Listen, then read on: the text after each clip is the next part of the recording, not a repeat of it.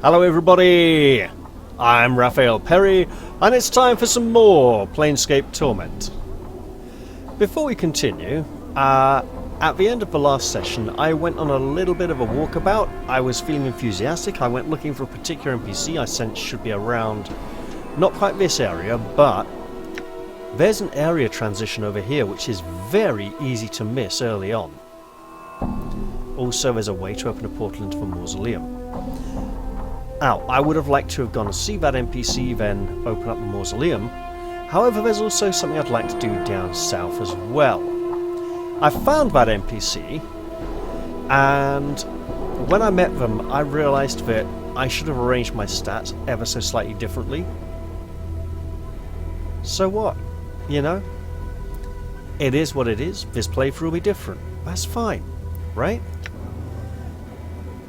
And there's no real incentive to go this way in the early game. You ramble around here, do stuff, probably ignore that, end up getting sent off down here, go to the Valley of Dangerous Angles, you know, sort that out, go down to this area. If we just go look at the world map, we're currently here. While the connection across there exists, we have reasons to go down to here, through there, and then eventually what usually happens is in the marketplace you find the connection up to there, which is a lot easier to spot than the one here. Beyond that NPC, I don't have too many reasons to go this way, although I do want to fully explore the city as best I can. Now, it does seem then that I've locked myself out of a particular progression path I might have enjoyed or utilised for a bit that would have been very level appropriate at the moment. We have the post here, which I think we'll look at a bit later. So for now, I think I'm going to go down to the Smouldering Corpse bar, because it's been a little while, and I haven't actually gone inside yet.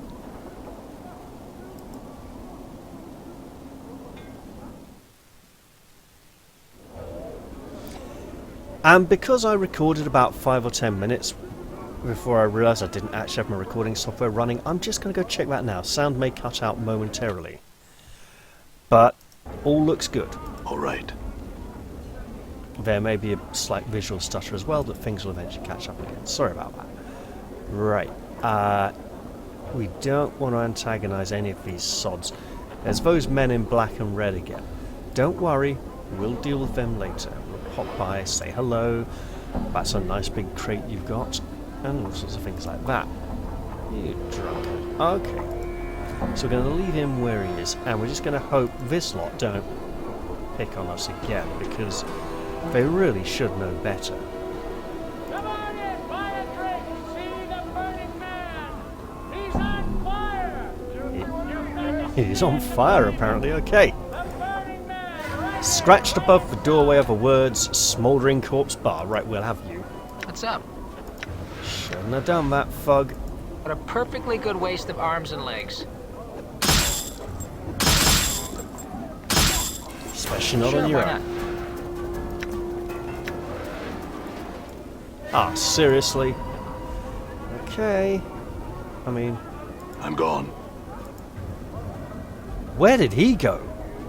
Come on in. That was impressive. Well, wherever he's gone now. Let's just head on inside.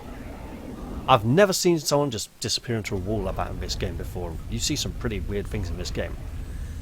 You might see people disappear into walls in other ways, and there is a burning man who is on fire, and he's even called Ignis. Yeah. These vents blow incredibly hot air from the furnaces below. So he's just hovering above the flames, you know, relaxing, minding his own business, as it were. That is 8 points down. Yeah. In which case, a 9-point heal would not go amiss.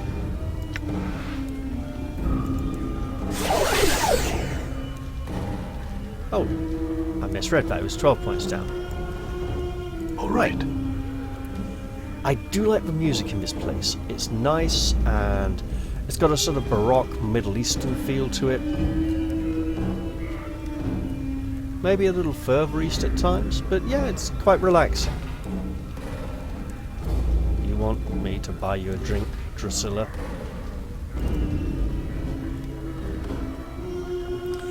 This is a woman with fading bruises on her face and arms that look off.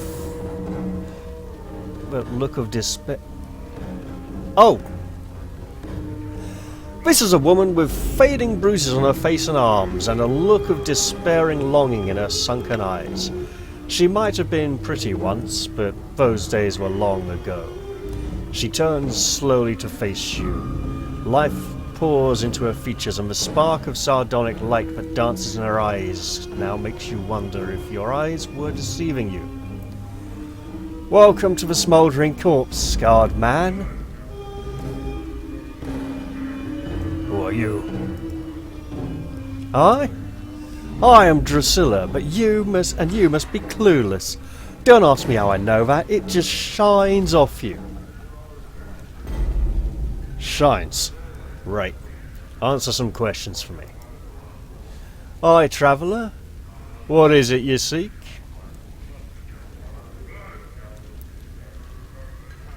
What can you tell me about this place? Here? This is the smouldering corpse. Though the person smouldering ain't dead yet, he's just keeping himself alive till someone comes along to help him out. Sods who like to see people in pain come here. Fiends like it.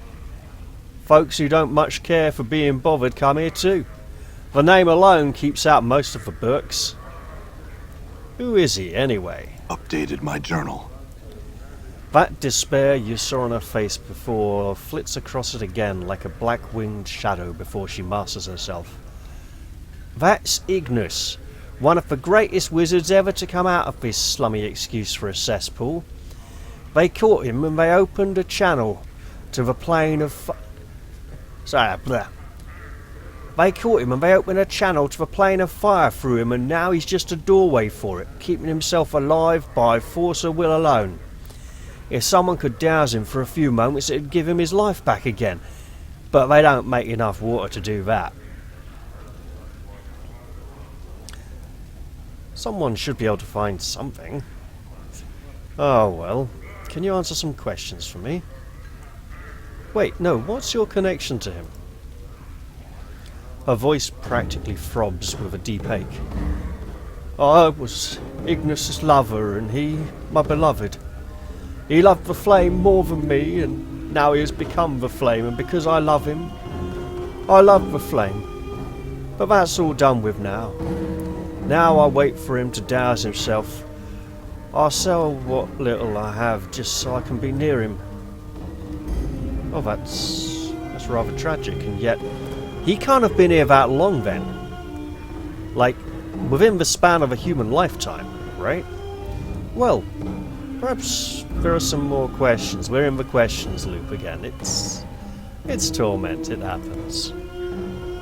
Ah, traveller, what is it you seek? Oh, you're gonna love this. Who is that burning but wait, did I ask that already? I don't think I did.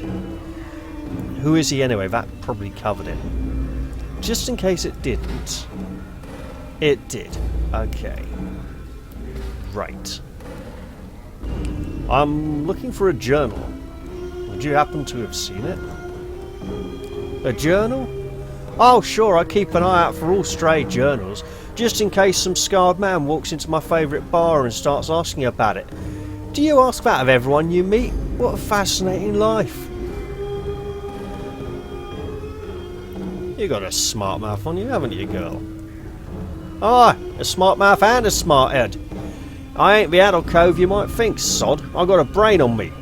If you're smart, you should be able to answer my questions.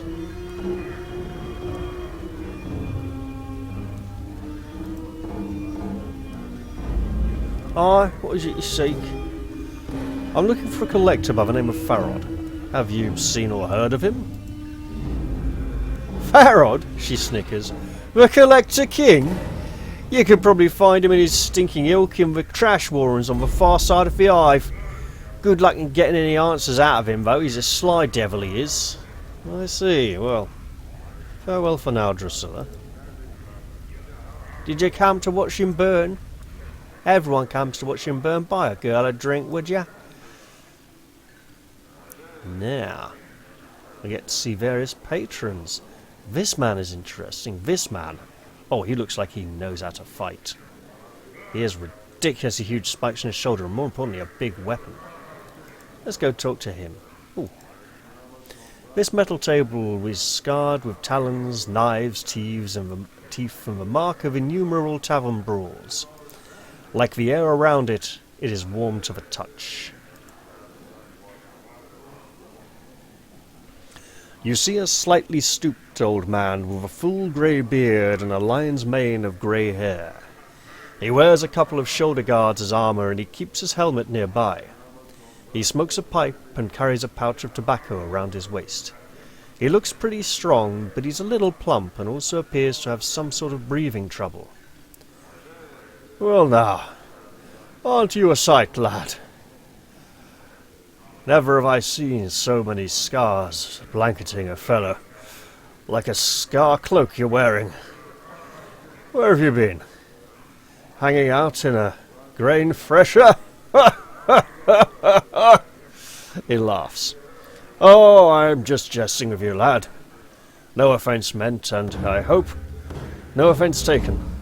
I'm Eb. He extends his hand. He reminds me of Druss, the legend, the captain of the axe. In some ways, in terms of the physical description. Although personality, not necessarily quite so much. Greetings, Eb. Another word name, I see. His handshake is firm. Now, I hereby tender my apologies for the unfair jesting, lad. Hope no hard feelings. Can I buy you a tankard or two, or something to smooth any ruffled feathers? Why not? That's the spirit, lad. Bide a moment. He rises to his feet and heads to the bar. After a moment, he returns to his seat with a pair of tankards. Here you go, lad. Drink up. He takes a massive swallow from his own tankard, puffs on his pipe and says, What can old Eb do for you on this fine sigil day? Well, I've had some questions about this place.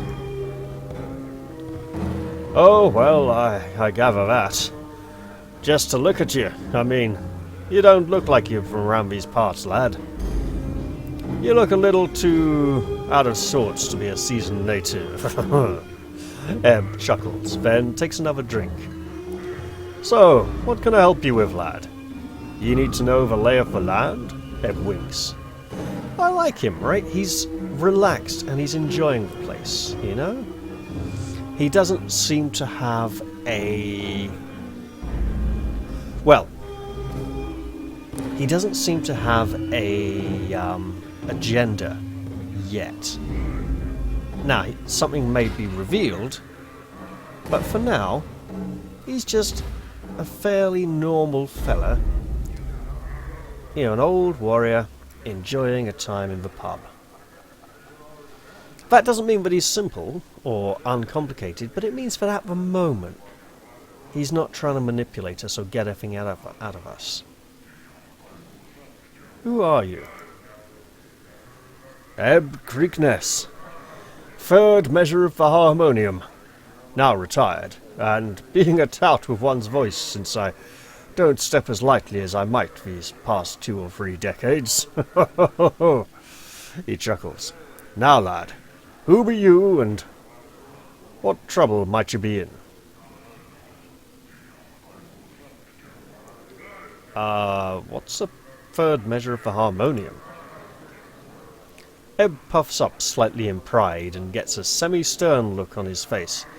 Aye, third measure of the harmonium. He relaxes a little, though I haven't served a tour of duty in many a decade. Pushing a quill wasn't quite up my alley after all the fights and skirmishes I'd been in, so I just bide my time, keeping tabs on things down here in the hive and helping out a little where I can. And you look like someone who might need a hand. You in some kind of trouble, lad? So, he may be a bit of an information broker, and he likes to keep in touch with what people are up to. And the reason he seems like he doesn't have an agenda is that he's kind of scouting it, just gathering it all in and seeing where it goes, seeing what people need of it. A few troubles. Well, I woke up in the mortuary and seem to have forgotten who I am. Eh? Ed blinks, then frowns. What was that you said, lad? That you woke up in the mortuary? Eb studies you closely. Oh, now, did they mistake you for dead under all those scars, mayhap? Eb chuckles. Can't say I would have been any smarter. He puffs his pipe. Them dusties, he catches himself. I mean, them dustmen. Dusties being a rude term to refer to them pale-faced fellas, and I don't mean them too much disrespect. They have all the perceptions and friendliness of a gravestone sometimes, eh? Can't say I couldn't see them screwing that up. No, lad. Well, that's what I've heard. I've got some other questions while I'm here.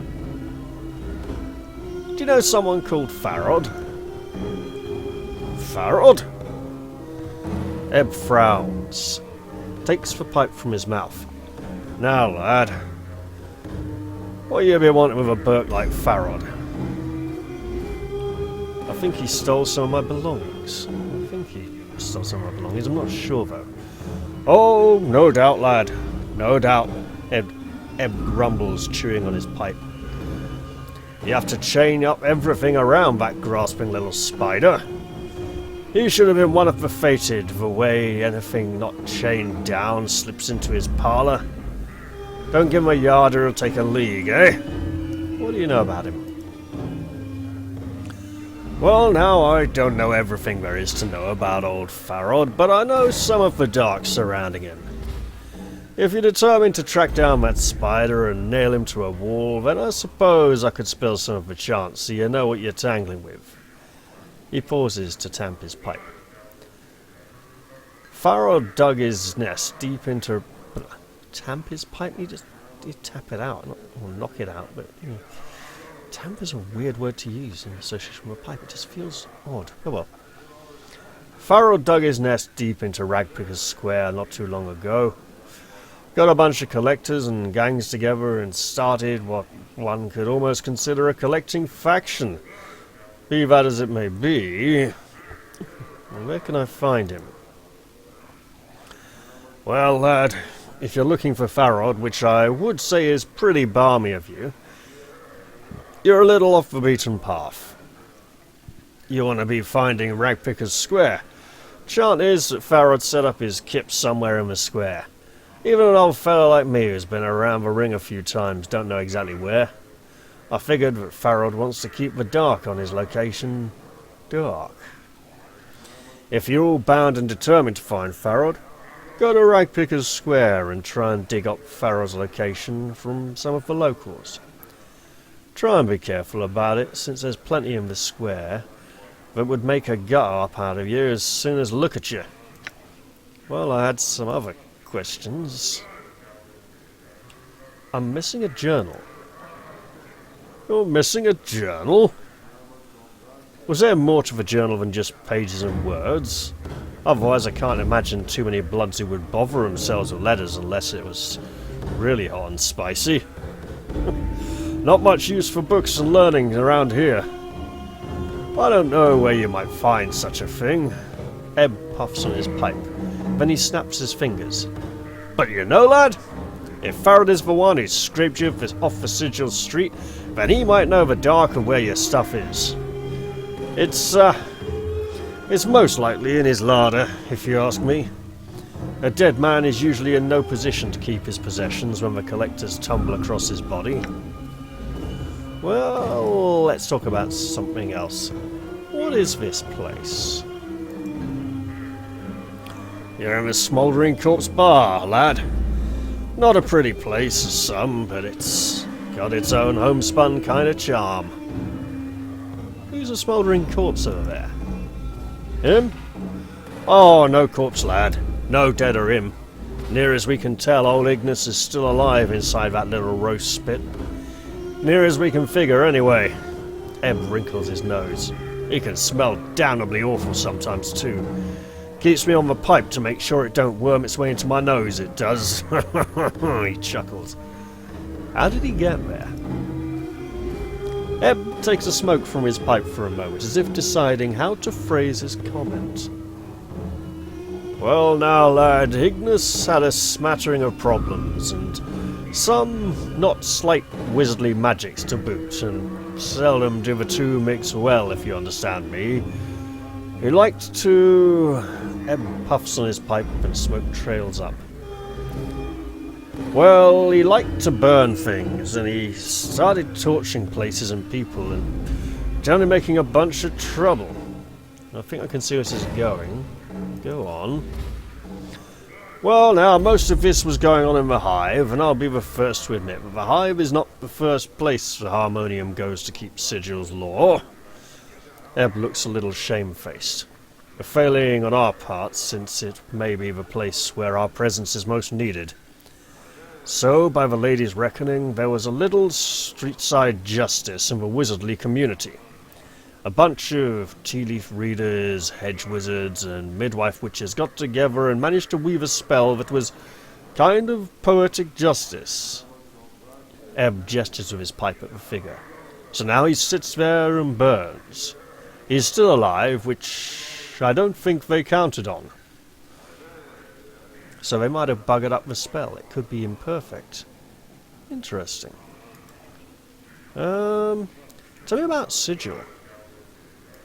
And... yeah, everything. Tell me everything. You short-breathed old warrior, you. Ebb laughs loudly. You don't think small, do you? If you want to know what's outside the city, go talk to Candrian Illborn over there. He's right next to you. He's the traveller of this place.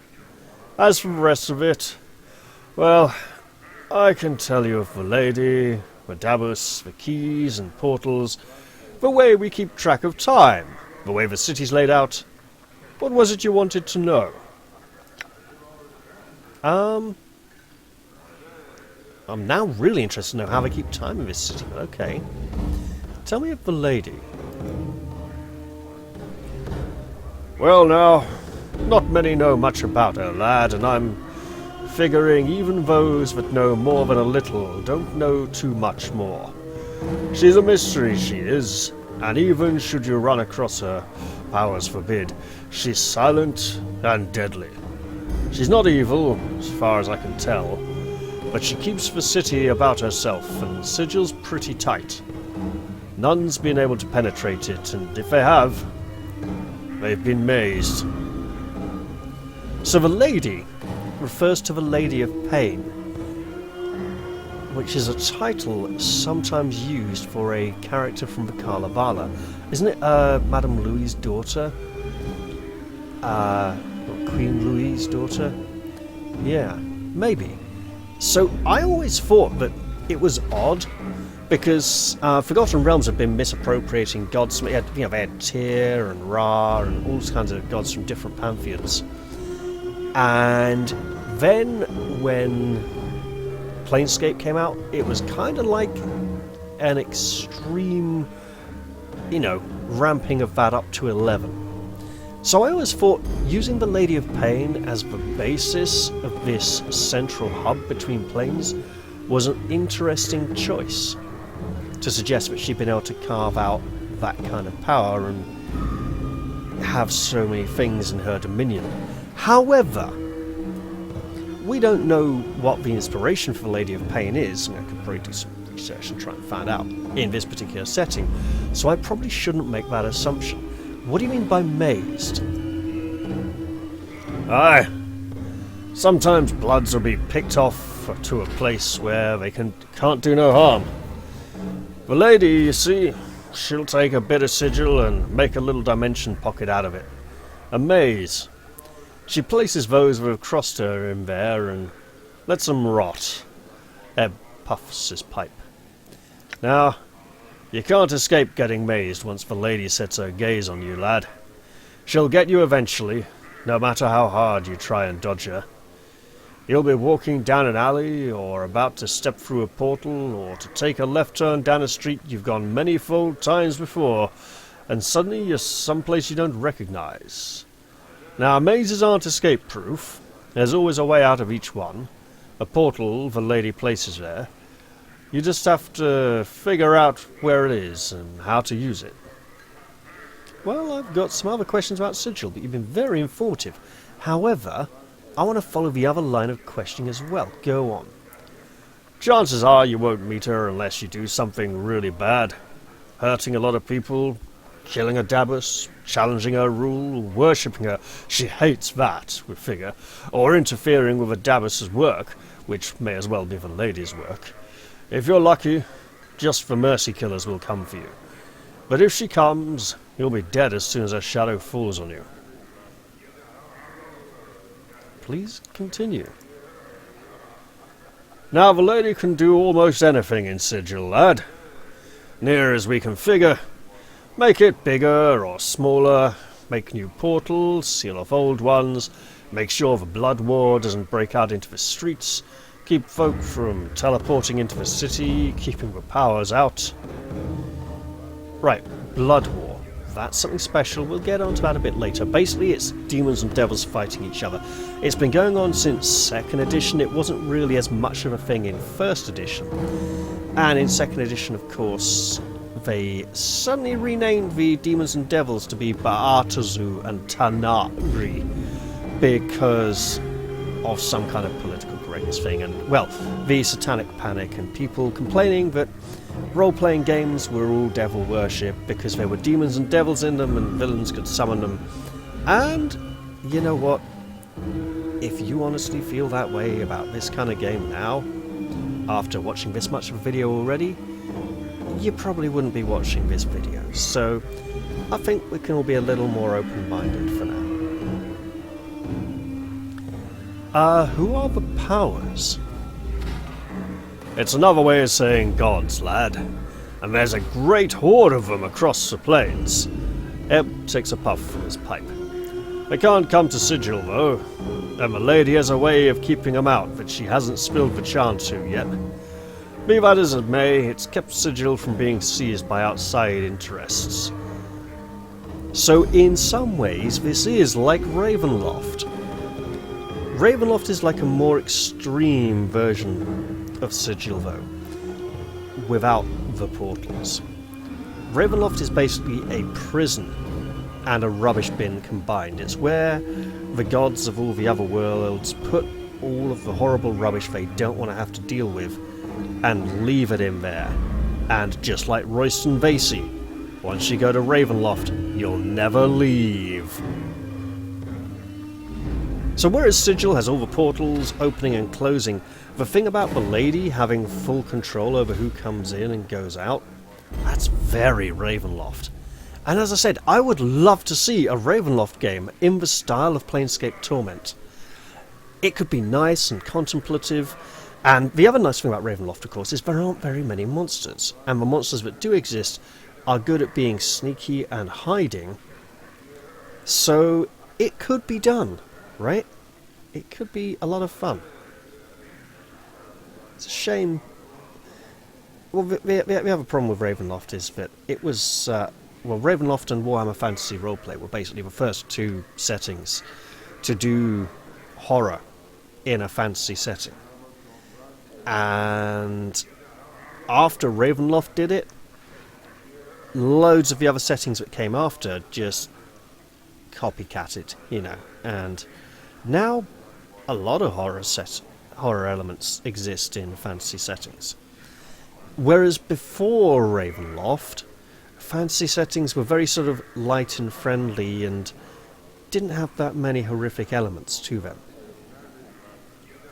Man, I'd really love to see a good Ravenloft game. And I don't mean... I'm aware there's like 2 or maybe 3 Ravenloft computer games.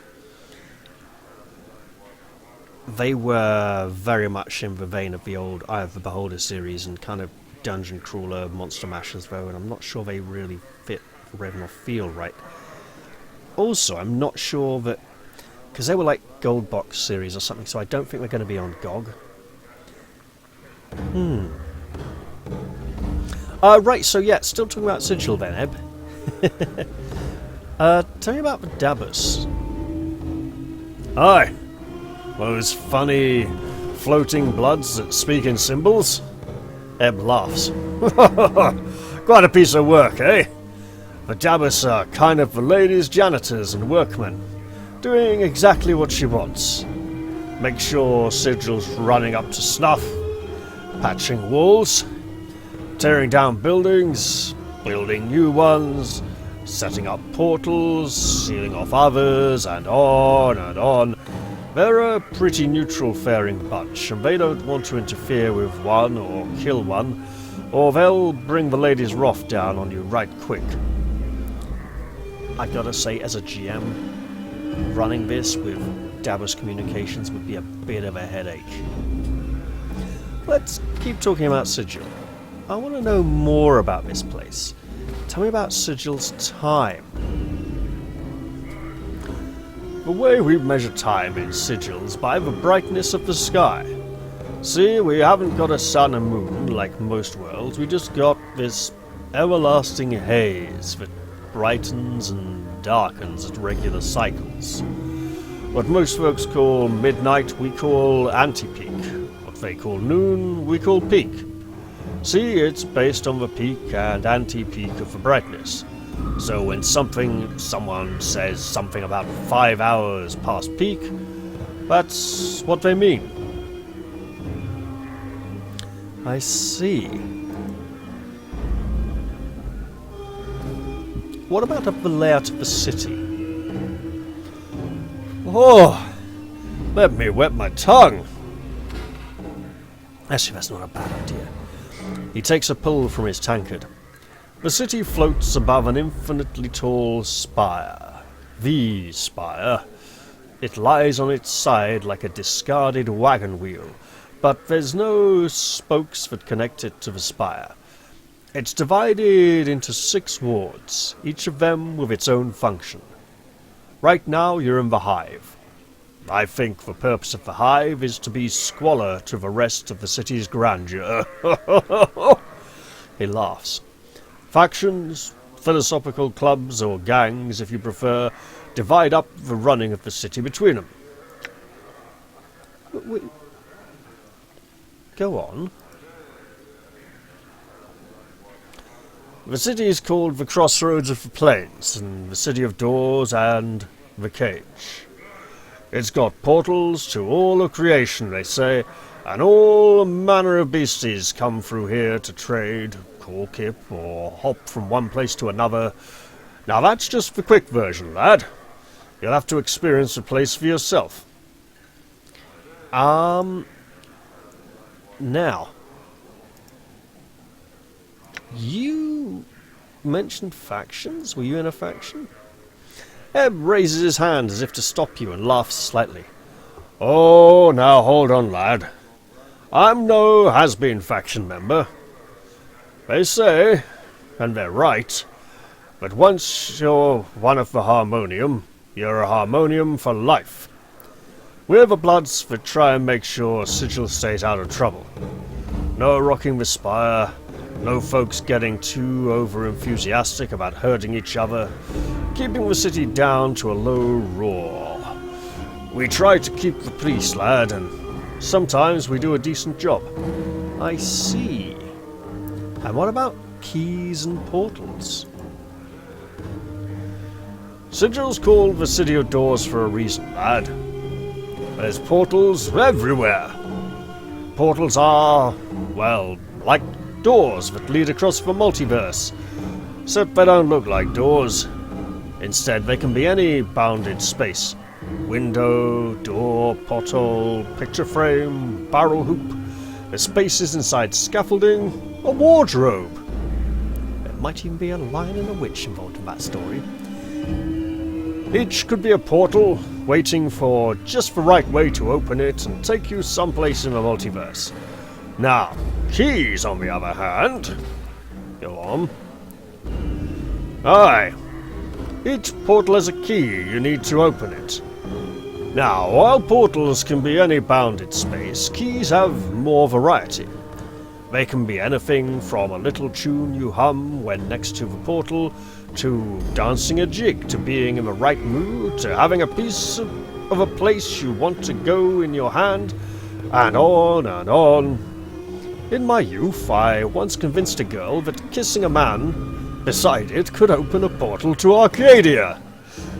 Turned out I was right, and many trips to Arcadia did we have.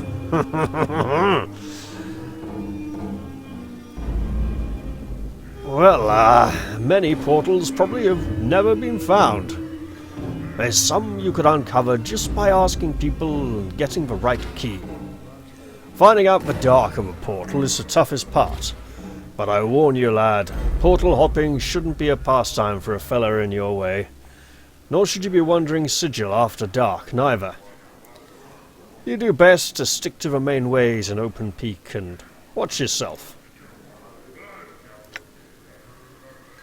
I had some questions not about sigil.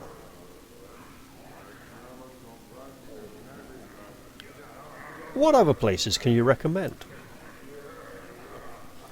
Well, Ebb puffs on his pipe and studies you.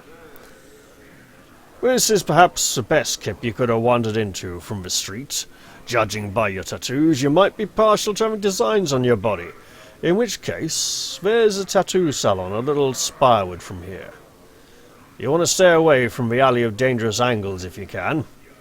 Ignis torched that place not long ago, and ever since a bunch of bad bloods have set up their kip in that stretch of desert.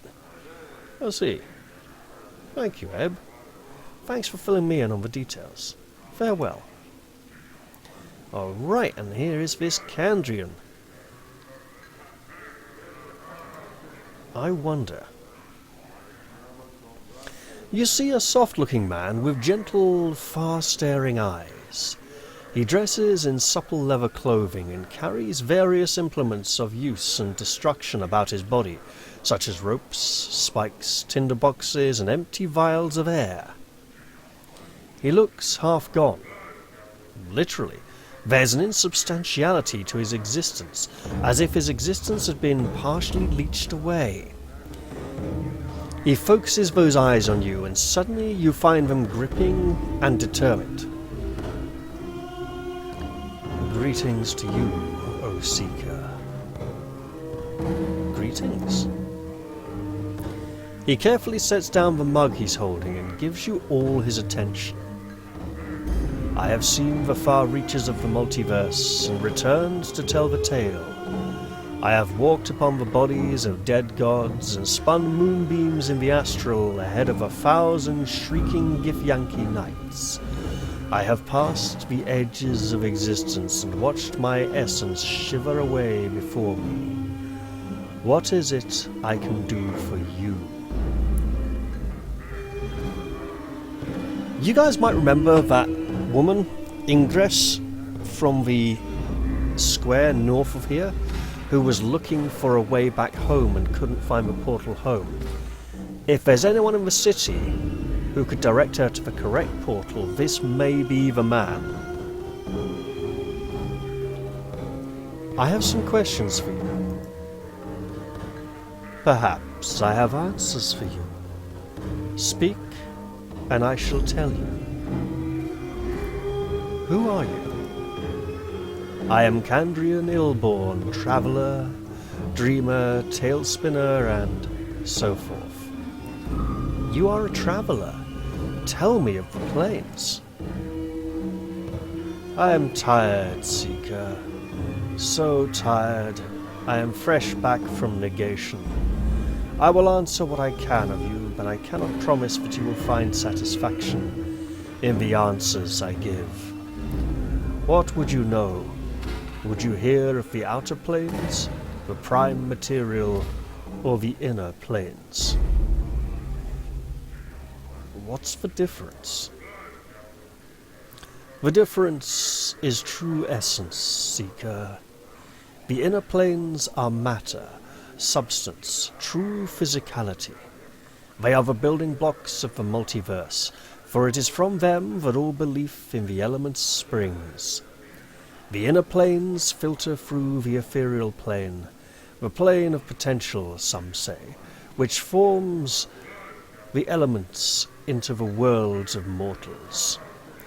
Once past the ethereal plane, one reaches the prime material, where exist all manner of mortals and monsters and myths and machines. It is there that belief is born, and there that the spirits that create the outer planes are born.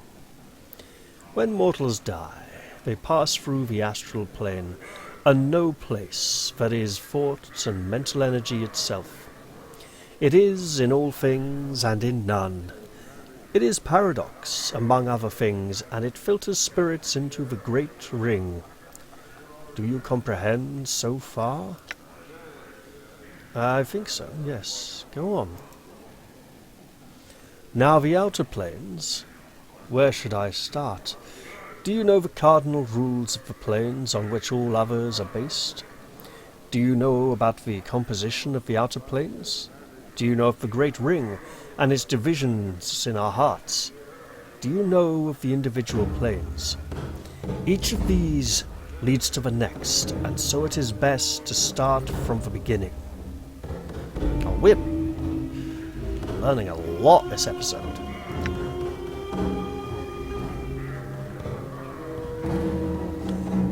Tell me of the composition of the planes. The outer planes are created of and by belief and thought and faith. They take their imagined form from the prime material plane, shaped into forms that stagger the imagination, built by the accumulation of belief. Belief creates the planes. Belief is power here. Change belief and you can change the nature of reality. The creatures that are born here, the plane-born, like the fiends and celestials, are truly born of the thoughts and concepts of mortals. They each express some kind of ideal, and the more powerful the ideal, the more powerful the being. Thus, the being that symbolizes love is one of the strongest of all. Oh, do go on, this is interesting. That's why the powers, gods some call them, live out there. This is where all the faith in them comes. This is where they are at their most pure and most strong. Their realms are extensions of their very beings, manifestations of their godly essence, all of it informed by belief. So, the composition of the planes is belief. Tell me of the Great Ring now. Among the loose unity of planewalkers, we conceive of the infinite outer planes as a ring surrounding the plane of ultimate neutrality, the Outlands. The spire atop which Sigil sits is in the center of the Outlands. The further one travels away from the spire, the less neutral the plane grows until it spills into the neighboring planes. Each of these planes impinges on the Outlands, spinning themselves into law and chaos, good and evil. The Great Road marks the demarcation between the Outlands and the gate towns which spring up around the gates to these planes. Beyond the gate towns lie the hinterlands, uncharted territory that is lost to history, but loses thought. Danger lies in the hinterlands. So this slum area, if this were to be an expression of a slight direction, I'd say this is heading in a chaotic direction from the hub. Tell me more. The outer planes differ by morality, not substance. For you will divide the planes into 3 sets: the upper planes of good, the lower planes of evil, and the boundary planes of neutrality. These are then divided further by law and chaos, with the Outlands in the middle. Which of these interests you? Let us speak of the upper planes. Of the upper planes, there are neutral planes, the lawful planes, and the chaotic planes. What would you know? The neutral ones, sure. The neutral upper planes contain the Beastlands, a place of neutrality and goodness, with a slight tinge of chaos, where the animals rule in the eternal noon and night. Behold Bitopia, twin paradise of industry and labour, where they all work toward the good of all, and Elysium, the sweetest plane of goodness and calm that I've ever come across. Alas, right now I am not well enough to enjoy any of their restorative effects. What would you hear of now? So, Elysium, of course, is the positive heavenly afterlife in Greek mythology, where special people get to go, as opposed to the realm of Hades, where pretty much all the dead seem to go. The creatures ruling the plane seems a little more like Narnia, especially all of them working together harmoniously. And Narnia does have a lot of Greek mythology influences, with the Naiads, the Dryads, the Hamadryads, and so on and so forth. Tell me of the other upper planes. I'd like to hear about the lawful planes. Kandrian gives a small shudder. I am not the best person to speak of the planes of law, he says, for the innate structure and ultimate patterns they impose frighten me. I steer clear of them because I value my individuality more than I value the knowledge they'll bring me. They include regimented Arcadia, nearest of the good planes to the unbending order of Mechanus, and Mount Celestia, home of the Archons, an island in the Silver Sea. So Mount Celestia, basically heaven. Although, Mechanus, that sounds more like a lawful neutral than lawful good. Tell me about chaotic good upper plane. Basically Asgard. Yeah. These are where I feel at home, though I steer clear of Isgard for the most part. The endless battles and tests of metal among the floating earthbergs of that plane don't do much for my disposition. Arborea, though... he sighs. The mountains are taller, the air clearer, the rivers purer, and the game larger than anywhere else. It is a true paradise, a place where passions run high and the wine never ceases to flow. When I have recovered enough of my wits and myself, when we have done with the outer planes, you should ask me of the inner, and I will describe my journey to you. I will return to Arborea's bowers and glades and lose myself for a time. Well, let's stay on the outer ring and ask about the lower planes. Like the upper planes, the lower planes are divided into lawful, chaotic, and neutral. Each of them varies in terms of horrors and what these horrors do to a traveller's spirit, and all of them are best avoided. Which of them would you like to hear of? Let us hear of the lawful evil planes.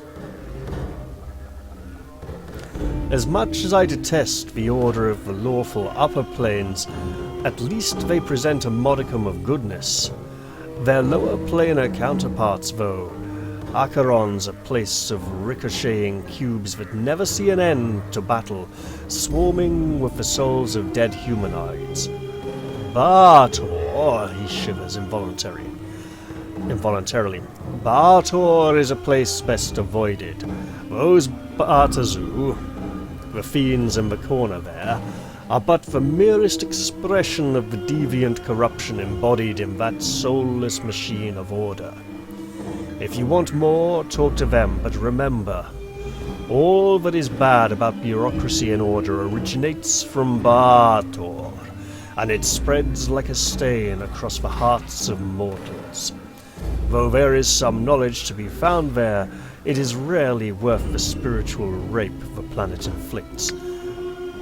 First edition, that was Hell. They renamed Bartor, Hell as Bartor, and Devils as Bartazu.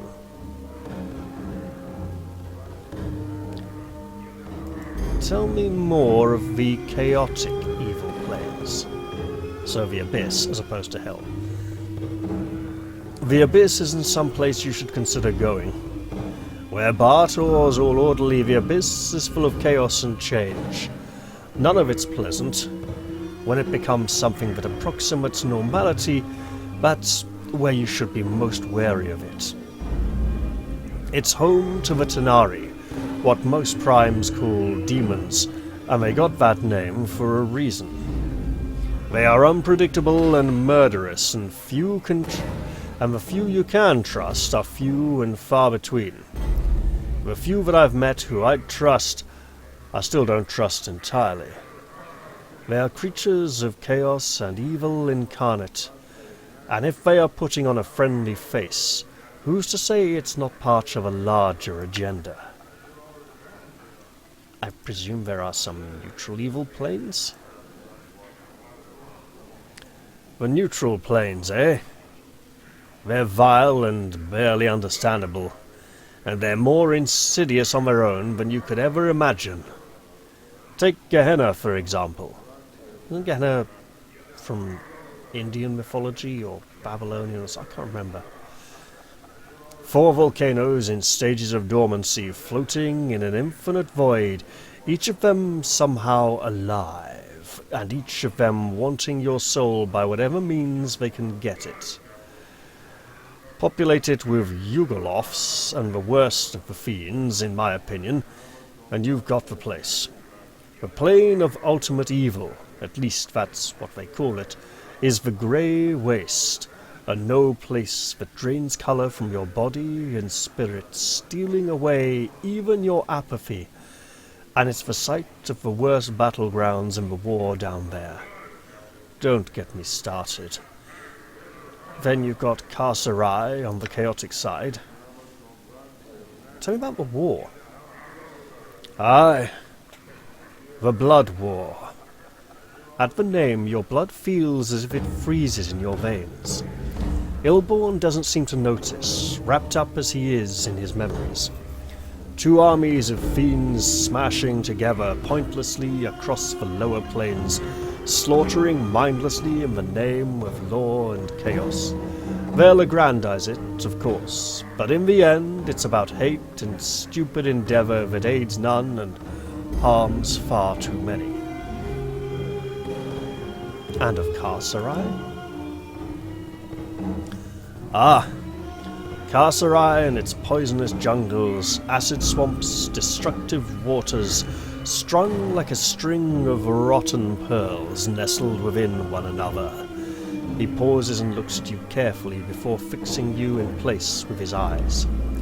Remember this, Seeker. Carcerai is a prison, home to the Geralefs, one of the most dangerous types of fiends there is. The strength of the prison is the strength of the captor, as strong as the prisoner lets it be. Destroy the prison keeper, and a body can escape the Red Prison. There is almost no other way out, and when the gates close themselves against you and watch you spin off into the vast space surrounding the orbs... Oh, not and when. Not when. There is almost no other way out. Not when the gates close themselves against you and watch you spin off into the vast space surrounding the orbs. Be wary of Carcerai, traveller, for its bonds can be greater than flesh. I see. Updated my journal. Tell me about the... Oh, we got an update. Tell me about the boundary planes of the neutral planes. There are 2 boundary planes in my mind, and they are diametrically opposed. Well, that's not true. They should be free, because you've got the true neutral one in the middle as well, the plane of apathy and no opinions. There are 2 boundary planes in my mind, and they are diametrically opposed.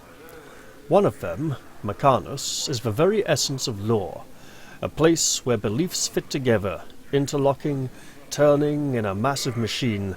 That is the entire plane. Some folks would have it that the gears of Mechanos are the engine that drives the planes. The other plane is Limbo, a swirling mass of chaos that follows no rules, none, And just where a body thinks it's classified its behavior, it goes and changes on him. Or it doesn't. You just can't tell. I was in limbo not too long ago. Really? And what was your time like there? He closes his eyes, remembering. I had a Gifsarai guide with me, an anarch who could shape the illogical matter of the plane into forms of his desire. We had fought off the harrying of the Slardi, the chaos creatures who call that plane home. It seemed there were more than usual, but then one can never tell what's usual in limbo. But I digress. In the midst of all this chaos, we came across a series of huge metal interlocking cubes like some sort of puzzle box.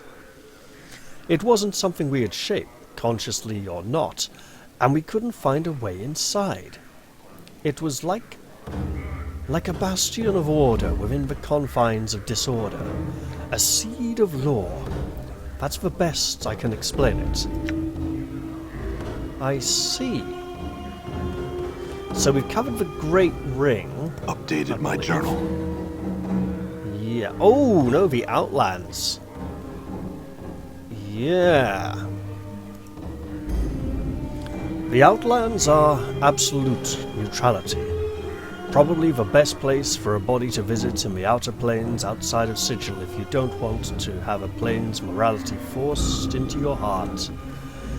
Everything balances out in the Outlands, as it should be. For the plane that sits at the center of the outer planes, Power's realms are scattered about there, and there are handfuls of gate towns that open into the rest of the outer planes. The gate towns usually mirror the philosophy of the plane their gates open onto, and if the balance of belief isn't kept in the town slips into the nearby plane. It's a bad situation for everyone, because a few of the folks in the towns really want that change. But enough of the Outlands. What more would you know?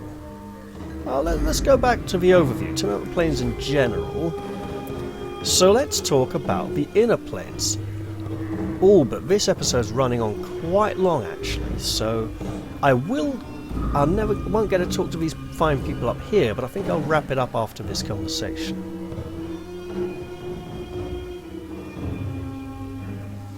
What did you mean when you mentioned negation before? His eyes cloud over. I went to the inner planes to discover my true essence. I made the mistake of visiting the negative material plane in order to understand my body's urge to decay and the cycle of death in life. I thought myself protected against the ill effects of the plane with my magic, but I was wrong. The blackness of infinite nothing pressed on my soul, and I was beset by shadows that sought to snuff out my very soul. I lost my way for a time, for an eternity, and nearly lost my existence. I could feel my essence falling away from me, and even now, half gone, never will I return. By which I presume he means he will never return to the negative material plane. How did you survive? Updated my journal. How did I survive? He smiles tightly. With a piece of nothing that held back the nothing. Nothing can stop nothing, you know. And so I carried nothing in my hand to protect me. Do you plan to journey to the ultimate negation yourself? You have the smell of desperation about you, and so I make you this gift. Hold it in your hand when the shadows press in, and it should protect you and your friends somewhat, should they remain close to you. He passes you a small black token that looks as if it has no dimension to it at all, which may fall on the floor if our pack is full. Thank you. Tell me of the planes more. I am not sure we've actually received an item. So, the reason I'm being very thorough and asking about all the planes is I am prying for shreds of memories that may stir, for extra bonus experience points and more character development. Tell me of the inner planes. He sighs as if this reminded him of his bone-deep weariness. Think of the inner planes as a globe. On the top pole you have the positive material plane. On the bottom you have the negative material. He pauses. Remind me to tell you of the negative. Oh, don't worry, you already have. His eyes turn inward to some private horror. From the interaction between the two springs all of the urge for existence and non-existence, death and life, actuality and nothing. From them spring the basic elemental planes like fire, water, air and earth, and the para-elemental planes that lie between the four basic elements, and the quasi-elemental planes that come from the interaction of the four elements with the positive and the negative. Oh god, I remember the in-between ones where you had what was it? Magma, mud, steam, and I can't remember what the other one was, between the elemental planes where they meet. Ones which have them mixing with the positive and negative plane, I don't remember that. Tell me of the rest of the planes. In fact, this prime material plane that you mentioned. You want to know of the prime? Visit it. The boundless worlds of that plane have an infinite variety, as do the planes, but I cannot encapsulate them as I have here. Suffice it to say, they are the birth of the outer planes, the children of the inner, and they hold limitless potential within their boundaries. I believe the Nameless One might visit the prime material plane at some point in the future, because in Neverwinter Nights, or Neverwinter Nights 2, in one of the expansion quests, there is a reference to the Nameless One talking to a column, a pillar of skulls. And there is a conversation later with Mort that reveals information about Pillar of Skulls. So there is reason to believe the Nameless One may visit other worlds at some point. I had a few other questions. Not too many. Not too many, mind. Oh, I suppose I really should. Okay. Do you know a collector named Farod? Farod grew up to be a collector? How long ago was this? When I set out last, he was but an officious stripling in one of the upper wards. Time does change some people. No, Seeker, I don't know Farod anymore. I'm willing to bet. Very well, just a little bit more. If you don't know about Farod, you probably don't know about a journal, but I met a woman named Ingress with very bad teeth. She said she had come through a portal from some world that was opened by a tune hummed near 2 crossed trees. Can you get her home? He pauses briefly, thinking. I know the portal of which you speak, though I have not travelled it these 30 years gone. I will take her home, Seeker.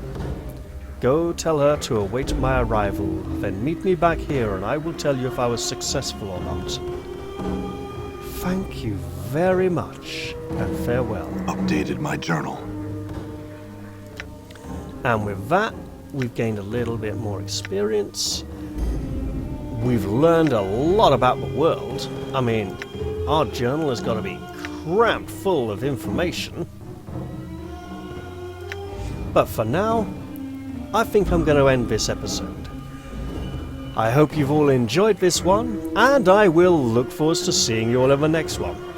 I'll say bye-bye for now, and cheerio!